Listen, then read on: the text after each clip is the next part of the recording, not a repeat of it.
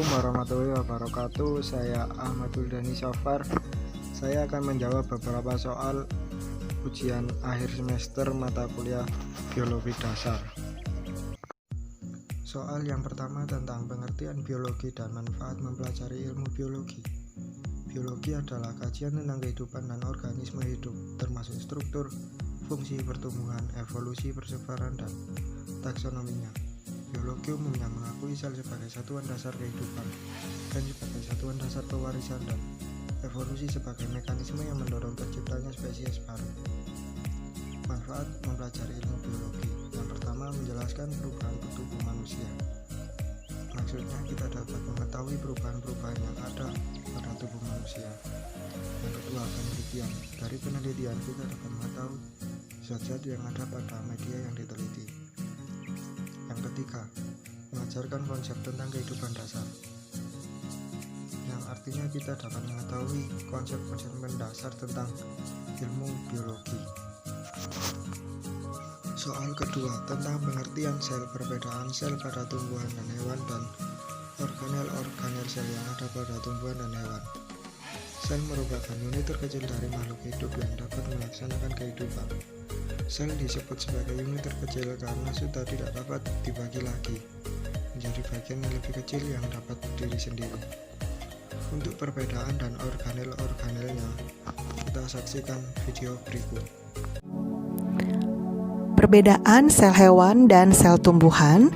Berdasarkan gambar sel, terdapat organel yang ada di sel hewan dan tidak terdapat di sel tumbuhan, begitupun sebaliknya. Di sel tumbuhan mempunyai dinding sel, kemudian mempunyai kloroplas, kemudian yang di bagian tengah itu adalah vakuola. Jadi kloroplas, vakuola, dan dinding sel dimiliki oleh sel tumbuhan, tidak di sel hewan. Kemudian kalau di sel hewan mempunyai lisosom dan sentriol yang tidak dimiliki oleh sel tumbuhan. Sel tumbuhan, kita bahas ya organel selnya dan fungsinya. Yang pertama adalah kloroplas, itu yang berwarna hijau, itu adalah tempat terjadinya fotosintesis. Kemudian yang di tengah yang besar itu seperti rongga, itu adalah vakuola, tempat penyimpanan cadangan makanan. Kemudian yang berwarna kuning itu adalah membran plasma sebagai transportasi sel. Dan yang warna hijau paling luar itu adalah dinding sel sebagai pelindung pembatas sel satu dengan yang lain. Sedangkan yang titik-titik itu adalah ribosom, tempat terjadinya sintesis protein. Dan yang bulat ungu itu adalah nukleus, pengatur seluruh aktivitas sel. Yang warnanya rada coklat itu adalah mitokondria, tempat respirasi sel. Nah, yang coklat seperti melingkar-lingkar itu adalah badan Golgi untuk sekresi sel. Sedangkan yang dekat nukleus ada RE halus, tempat sintesis lipid fosfolipid, sedangkan retikulum endoplasma kasar sebagai tempat melekatnya ribosom. Kita bahas yang sel hewan ya, organel beserta fungsinya. Yang pertama itu yang bulat di tengah itu adalah nukleus, pengatur seluruh aktivitas sel. Selanjutnya ada aparatus Golgi yang berwarna merah itu untuk sekresi sel. Kemudian yang berwarna hitam itu sentriol atau sentrosom, fungsinya untuk pembelahan sel. Sedangkan yang bulat merah itu adalah lisosom, fungsinya untuk pencernaan intraseluler, menghasilkan enzim hidrolitik sehingga bisa untuk memecahkan dirinya sendiri. Nah, yang cairan itu namanya sitoplasma, kita sebut sebagai cairan plasma. Ada yang berwarna biru, itu adalah mitokondria, tempat terjadinya respirasi sel. Kemudian ada yang titik-titik, itu adalah ribosom, tempat terjadinya. Soal yang ketiga tentang tingkat organisasi kehidupan. Mulai dari yang terkecil yaitu molekul. Molekul adalah bahan kimia dasar penyusun kehidupan. Molekul mengalami kondensasi sehingga membentuk asam amino yaitu substansi kehidupan yang akan membentuk menjadi sel. Tingkatan selanjutnya yaitu sel. Sel merupakan bagian struktural dan fungsional terkecil dari makhluk hidup, di mana berbagai jenis molekul yang saling berkaitan dan membentuk organel sel yang memerankan fungsi masing-masing untuk melakukan aktivitas metabolisme sebagai ciri dari sebuah kehidupan.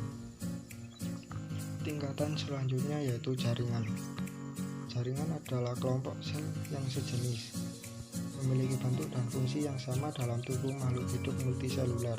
Tingkatan selanjutnya adalah organ. Organ merupakan kumpulan beberapa jaringan yang berbeda dan bekerja sama untuk melakukan fungsi-fungsi tertentu. Tingkatan selanjutnya yaitu sistem organ. Sistem organ merupakan kumpulan dari berbagai organ yang saling tersusun membentuk sistem tertentu dan saling berinteraksi. Selanjutnya organisme atau individu. Satu organisme dapat disebut juga individu. Individu adalah satu makhluk hidup tunggal di mana terdiri dari gabungan dari sistem organ yang bekerja sama membentuk kehidupan. Selanjutnya populasi. Populasi terbentuk oleh spesies atau individu yang sejenis. Dan populasi adalah kumpulan dari individu suatu spesies yang hidup di suatu tempat dan pada waktu tertentu.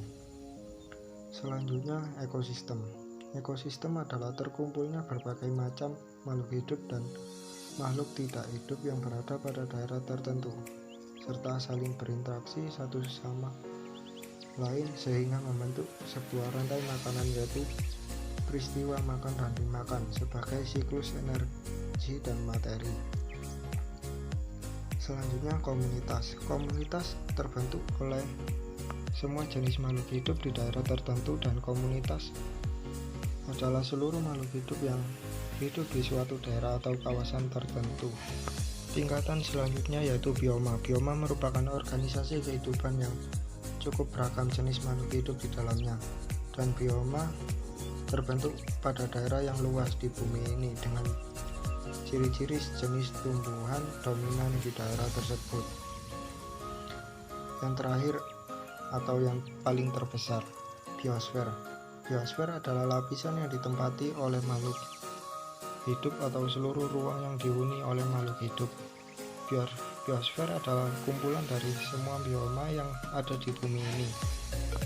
Soal yang keempat, perbedaan pertumbuhan dan perkembangan pada hewan dan tumbuhan. Pertumbuhan dan perkembangan pada hewan dibagi menjadi dua fase, yaitu fase embrionik dan fase pasca embrionik. Yang pertama, fase embrionik.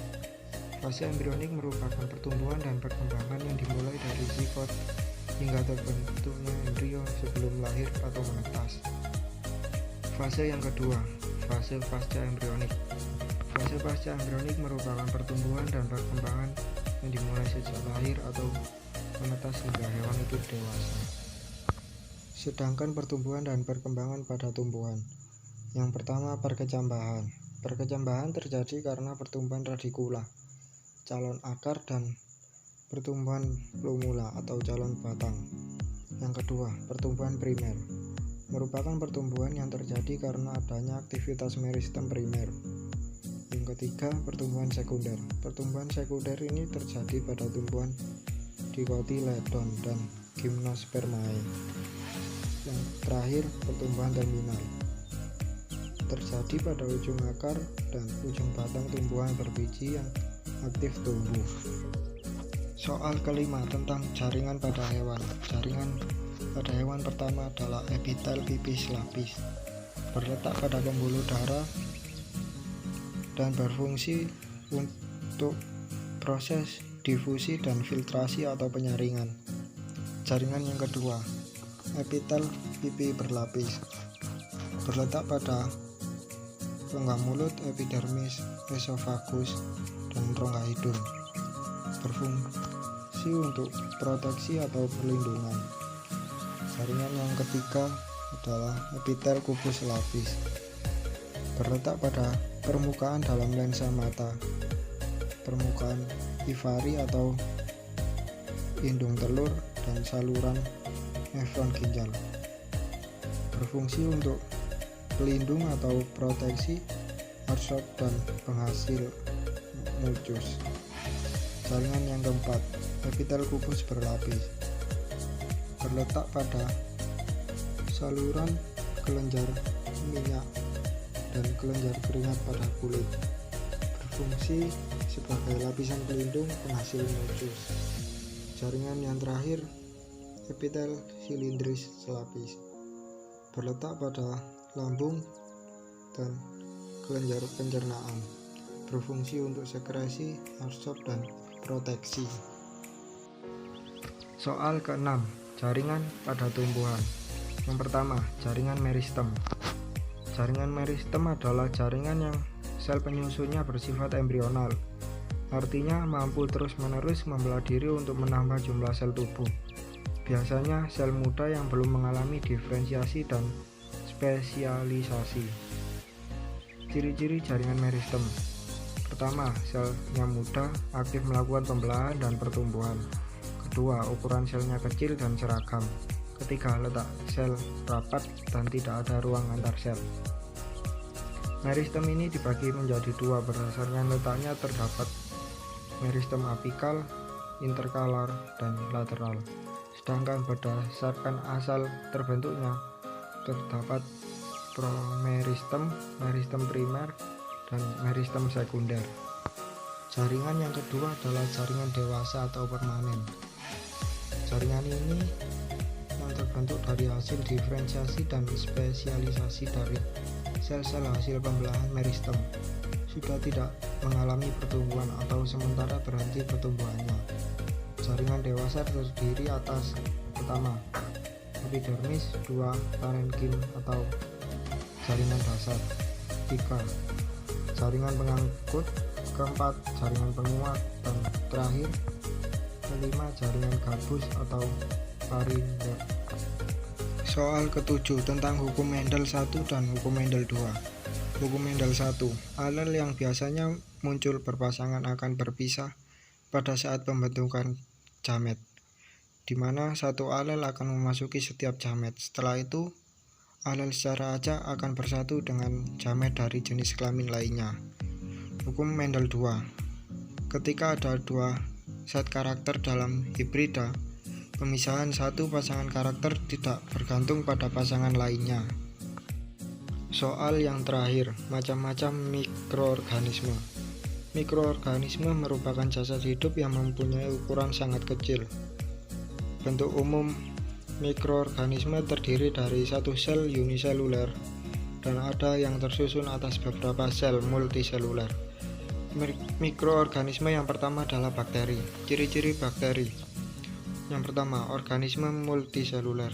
Yang kedua, prokaroid, tidak memiliki membran inti sel. Yang ketiga, memiliki ukuran rata-rata tubuh antara 1-5 mikron.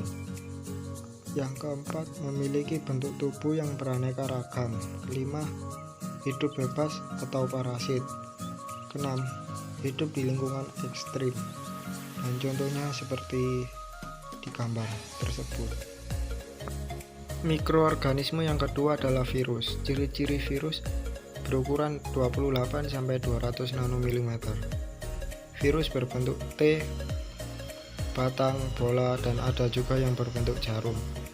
Virus merupakan organisme non-seluler, bersifat parasit, obligat, atau bergantung pada inangnya. Virus hanya memiliki bahan inti berupa DNA atau RNA, dan virus dapat dikristalkan. Mikroorganisme yang ketiga adalah jamur atau fungi. Jamur tidak memiliki klorofil. Ciri yang kedua, sel pada jamur ada yang uniseluler dan multiseluler, umumnya berbentuk benang hifa. Ciri ketiga, dinding sel pada jamur terdiri dari kitin. Ciri yang keempat, hidup dengan heterotrof atau menguraikan sampah organik, dan parasit atau menguraikan organisme lain. Ciri yang terakhir adalah habitat jamur, umumnya di tempat yang lembab. Karena ketika berada di tempat yang kering, jamur tidak dapat berkembang biak. Mikroorganisme yang keempat adalah protozoa. Ciri dari protozoa, organisme bersel tunggal, umumnya tidak dapat membuat makanan sendiri, tidak memiliki dinding sel, hidup bebas atau parasit, dan mampu bertahan hidup di lingkungan kering maupun basah. Berbeda dengan jamur yang tidak dapat hidup di lingkungan kering. Yang terakhir, mikroorganisme alga. Ciri-ciri mikroorganisme alga adalah organisme autotrof dan tidak memiliki organ perbedaan fungsi tertentu.